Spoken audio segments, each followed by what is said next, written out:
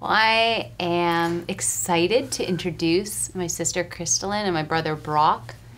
And they actually now are singing around the world with United Pursuit.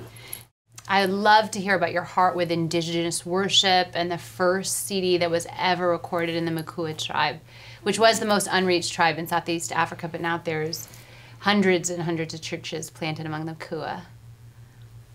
Yeah, I think Christy and I started asking ourselves what we could do to sort of support the legacy that her parents had fought for the last 30-odd years, and a piece of that was, I feel like, preserving the culture in Mozambique specifically, and obviously around the world.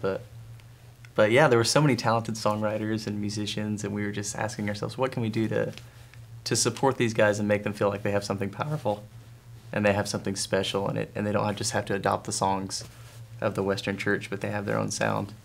So we started setting up recording gear, and wow. And over a summer we decided to record 9 of their songs and put it on an album. And it was just kind of a pilot project, but it was really surprising to see how well it was received in Mozambique and how they've just adopted it into their church culture, and you can see it being sung around villages all over Mozambique. And yeah, it's just kind of an incredible piece of what God's doing there. He's raising up a worship culture and a new sound out of that country that's really special. That's awesome. Do you have any favorite stories, or maybe children or Mozambicans that you adopted and helped kind of develop their voice or their song? I think Johnny. There's one particular village boy named Johnny who we completely fell in love with. Wow. And he just has had the most amazing heart. He loves music. He was really involved with helping us with that album, and Simon also was on board helping with that album, and he was just there every day doing what he could. He's featured on one of the songs. He does the intro for one of the songs, and so and he has just really dove into the Iris community, and now he's hired. He helps with village discipleship. He goes on outreach. His dream's to be a pastor.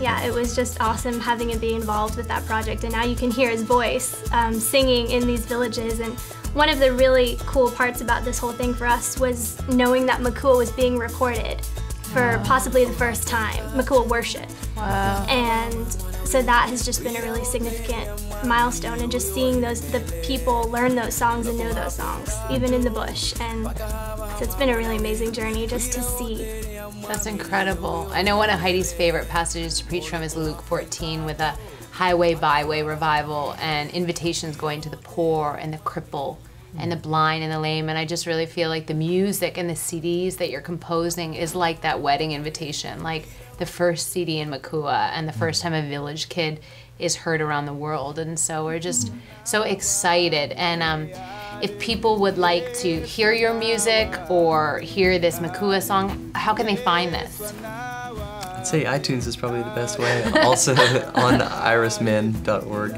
Awesome. But yeah, iTunes. Well, thank you so much, and yeah, we just loved having you and hearing your story. Cool, Thank thanks. you. Hallelujah, hallelujah. Now pentani Yesu ame. Hallelujah. Now pentani Yesu ame. Hallelujah. Now pentani